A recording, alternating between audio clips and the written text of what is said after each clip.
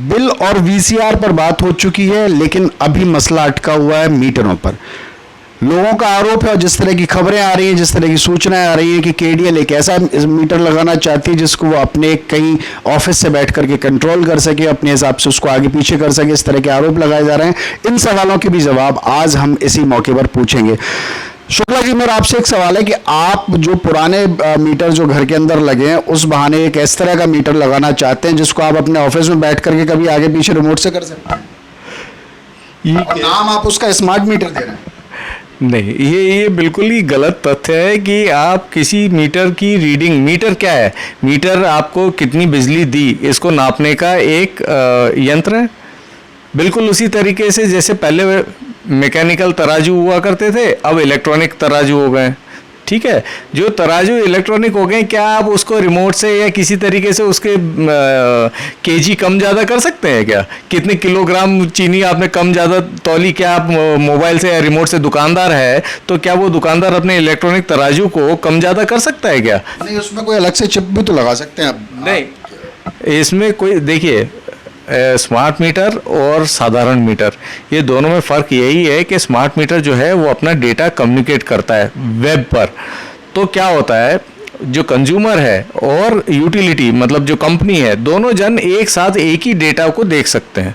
वो अपना उपभोग देख सकता है, जो कंपनी है वो अपना प्लान कर सकती है कि हाँ इनके पूरे समूह, जो पूरा सोसाइटी है फॉर एग्जांपल, पूरी सोसाइटी के लिए क्या ये डिस्ट्रीब्यूशन ट्रांसफार्मर पर्याप्त है या नहीं है, वो अपने नेटवर्क का प्लानिंग कर सकती है। दूसरा, उसको अलग से, कंज्यूमर को अलग से फ़ोन करने की ज़रूरत नहीं है कि उसके शिकायत दर्ज कराने के लिए, वो स्मार्ट मीटर अपने आप बता देगा कि मेरे यहाँ बिजली नहीं आ रही। ठीक है, तो ये सारी चीज़ें हैं, इससे उपभोक्ताओं को बहुत सारी राहत मिलती है। लेकिन हमारे यहाँ तो विपरीत माहौल, किसी पॉलिटिकल एजेंडा को लेकर के ऐसा विपरीत माहौल क्रिएट किया गया है कि सबको, हर किसी को है ना, केडीएल में लूट खसोट दिखाई देती है। केडीएल क्या लूटेगी? कुछ भी नहीं लूट सकती। उसका जो टैरिफ है वो आरईआरसी तय करता है। जो आपका मीटर में यूनिट है, वो मीटर जो एनएबीएल कैलिब्रेटेड है, वो मीटर तय करता है। आप जो वीसीआर भरी जा रही हैं वो भी नियमतः भरी जा रही हैं। अगर शहर में चोरी बंद हो जाएगी तो वीसीआर कहाँ भरी जाएगी? फिर आप चोरी बंद करें तो जो वीसीआर अपने आप बंद हो जाएंगी। तो किसी भी समस्या को अगर सुधारना है तो हमें उसकी जड़ तक जाना होगा कि ये समस्या क्यों है। ये मेन दिक्कत उन्हीं लोगों को हो रही है स्मार्ट मीटर से, जिनको ये डर था कि मेरी चोरी पकड़ी जाएगी। जो सही उपभोक्ता है उसे कोई दिक्कत नहीं है। हमारे जितने भी इंडस्ट्रियल उपभोक्ता हैं, जो कमर्शियल उपभोक्ता हैं, डोमेस्टिक में भी जो बड़े बड़े उपभोक्ता हैं, उन्हें तो राहत हो गई कि और अच्छा हो गया कि हर बार मीटर रीडर को आना नहीं होगा। लेकिन ये विरोध को देखते हुए हमने स्मार्ट मीटर की कम्युनिकेशन जो है वो हमने बंद कर दिया। अब हर महीने हमारा मीटर रीडर जाता है, रीडिंग लेता है, फोटोग्राफ कैप्चर करता है। अब हमने, क्योंकि लोगों को स्मार्ट मीटर की सुविधा की ज़रूरत नहीं थी, तो हमने भी स्मार्ट मीटर की उस पहल पे अब नहीं है। अब जब सरकारी आदेश आगे आएंगे, बाकी अन्य शहर हमसे आगे निकल गए। पहले कोटा आगे था, अब इंदौर ले लीजिए, चंडीगढ़ ले लीजिए, लखनऊ ले लीजिए, इनमें सब जगह स्मार्ट मीटर लग रहे हैं और कोटा वहीं पीछे पिछड़ा जा रहा है। तो ठीक है, चॉइस जनता की है। जनता नहीं चाहती अच्छी सर्विसेज तो वो अपना चॉइस खुद करें। हम सब वापस से साधारण मीटर लगा रहे हैं, अब नॉर्मल मीटर ही लग रहे हैं। कहीं पे भी स्मार्ट मीटर हम लगाने बंद कर दिए हमने। आप बात पिछड़ेपन की कर रहे हैं तो मेरा सवाल सबसे बड़ा ये है कि 5 साल 6 साल हो गए आपको आए हुए, क्या आपने सुधार किया? पहले की व्यवस्थाओं में क्या बदलाव आया? बिजली तो हमारे यहाँ पहले भी ऐसी आती थी, आज भी अच्छी आ रही है। पहले भी जो बिजली आपकी आती थी, पहले आपके कितने घंटे में ट्रांसफार्मर रिप्लेस होता था, पहले आपकी बिजली की समस्याएं कितने घंटे में अटेंड होती थी।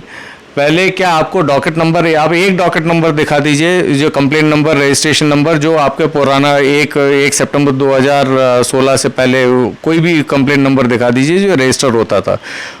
हेल्पलाइन नंबर था आपके पास, लेकिन क्या वो हेल्पलाइन नंबर को कोई फ़ोन उठाया करता था? क्या उसके ऊपर काम होता था? जो आज की तारीख में आपको जो स्लैब वाइज एनर्जी चार्जेस का कंप्यूटेशन जो बिल में दिख रहा है, क्या आपको पहले दिखता था? आज भी तारीख में वो बिल अवेलेबल है, आप उठा के कंपेयर कर लीजिए, आपको क्वालिटी स्पष्ट दिखाई दे जाएगी। क्या आपने अपनी जेब से कुछ खर्च किया केडीएल ने शहर की व्यवस्था को सुधारने के लिए, या जो आपको पहले से जो सिस्टम मिल गया बना बनाया आप उसी पर लोगों से वसूली करने में लगे? नहीं, ये तो ये लोगों का मानना है या पॉलिटिकल जो भी जनप्रतिनिधि हैं जिनको ये पता नहीं है कि क्या क्या सुधार हुए हैं, वो इस तरीके की बातें ज़रूर कर सकते हैं।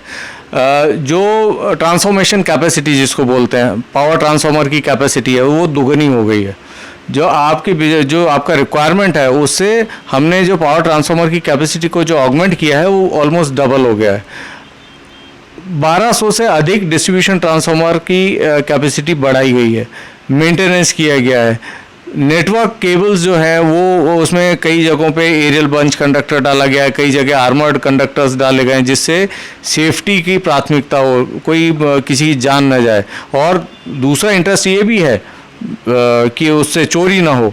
ये सारी चीज़ों को ध्यान में रखते हुए हमने नेटवर्क को सुदृढ़ करने की पूरी कोशिश करी है और इसमें हमने अराउंड 237 करोड़ ऑलरेडी इन्वेस्ट कर चुके हैं। आगे भी हम जो भी जैसे शिकायत आती है, जैसे कि कई जगह लोगों को ये आशंका होती है कि यहाँ कोई एक्सीडेंट होने का खतरा है या ये है, तो उसमें हम डिस्ट्रीब्यूशन ट्रांसफार्मर की हाइट बढ़ाना, उसमें फेंसिंग करना या जो बेस्ट पॉसिबल चीज़ हम कर सकते हैं, क्रेडल लगाना, ओवरहेड कंडक्टर है तो उसके नीचे क्रेडल लगाना, ये सब चीज़ें हम उसको ध्यान में रखते हुए आगे उसको प्रगतिशील है। 237 करोड़ रुपए तो आपने व्यवस्था सुधारने के नाम पर खर्च कर दिए, लेकिन सवाल आपका अभी भी वहीं का वही है कि तमाम ट्रांसफर अभी भी नीचे रखे हुए हैं, लोगों को परेशानी हो रही है, कई बार करंट लग जाता है, तो आप उन सब चीज़ों को कैसे नहीं सुधार रहे? उसके लिए क्या और पैसे की जरूरत है या आपके पास पैसा नहीं है क्या? नहीं, बात पैसा होने या नहीं होने की बात नहीं है। टोटल 4,500 ट्रांसफार्मर्स हैं पूरे कोटा शहर में, ठीक है। इसमें से अराउंड 2,000 ट्रांसफार्मर्स की हर सालाना इनकी मरम्मत और देखरेख का कार्य किया जाता है। हर साल का एक बजट होता है। ये ट्रांसफार्मर की लाइफ अराउंड 25 साल की होती है, तो ज़रूरी नहीं है कि हर साल इनके ऊपर खर्च किया जाए। जब एक ट्रांसफार्मर को अटेंड करते हैं तो उसकी पूरी तरीके से मेंटेनेंस की जाती है, जैसे लोड बैलेंसिंग देखना, उसका ट्रांसफार्मर ऑयल का लेवल चेक करना, उसका मॉइस्चर कंटेंट चेक करना, उसका ब्रीदर चेक करना, वो कई सारे पैरामीटर्स होते हैं जो इसको हम देखते हैं, उसको मेंटेन करते हैं।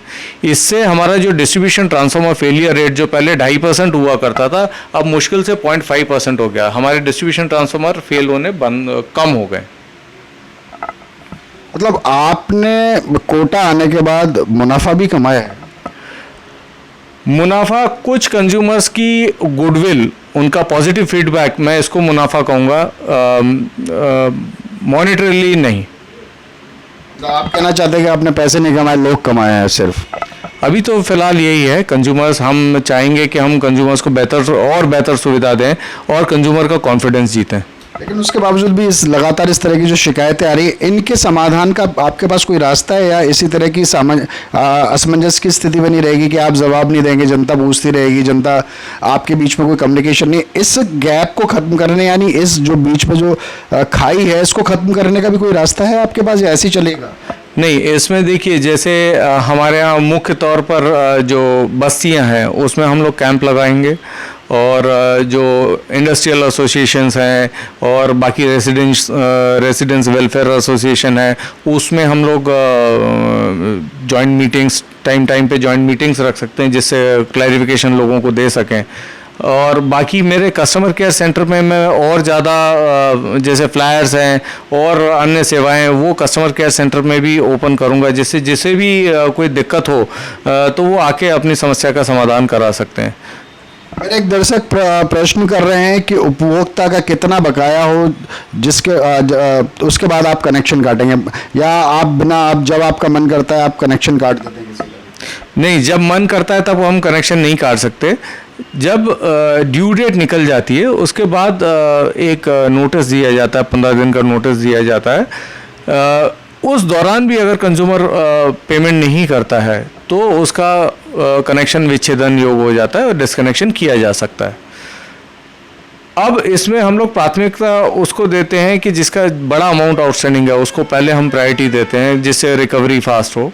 और मैं नहीं चाहूँगा कि किसी का कनेक्शन हमें काटना पड़े। यदि लोग समय से बिल का भुगतान करेंगे तो कनेक्शन काटने की नौबत ही नहीं आएगी। कोरोना काल जैसे हालात हैं, लोगों के पास पैसे नहीं है, तो क्या जैसे कुछ लोगों के बिल ज़्यादा आ गए, उनको लग रहा है कि वो ठीक है, तो वो किस्तों में जमा करना चाहते हैं, क्या आप किस्तों में पैसे नहीं ले सकते? बिल्कुल ले सकते हैं, हम सुविधा देते हैं हमारे कंज्यूमर्स को। बस ये होता है कि किस्तों में जमा करने पर आपको वो बेनिफिट नहीं मिल पाता है जो आप तुरंत पेमेंट करने पर मिल पाता है। जैसे आप अगर तुरंत पेमेंट करेंगे, जैसे ही बिल जनरेट हुआ और आप तुरंत पेमेंट करते हैं तो आपको 0.35% का रिबेट नेक्स्ट बिल में आ जाता है। ऐसे ही आप ड्यू डेट से 7 दिन पहले पेमेंट कर देते हैं तो आपको 0.15% का रिबेट मिलता है, वो ये भी आपके आगामी बिल में समायोजित हो जाता है। तो लेकिन फिर भी लोगों की फाइनेंशियल मजबूरियां हो सकती हैं, तो उसके लिए हम सहयोग देते हैं उनको, बस बशर्ते उनका रिटर्न एप्लीकेशन होना चाहिए उसमें। बात सहयोग की भी की गई है, साथ की भी की गई है, तमाम सवालों के जवाब भी हमें मिले हैं। इसके बाद भी अगर कोई सवाल का जवाब बाकी बचा रह जाता है तो फिर हम एक बार मौजूद होंगे केडीएल के इन अफसरों के साथ, इन लोगों से बात करेंगे और जनता के उन तमाम सवाल जिनके जवाब उनको नहीं मिल पा रहे हैं पूछने की कोशिश करेंगे। फिलहाल मुझे इजाज़त दीजिए, नमस्कार।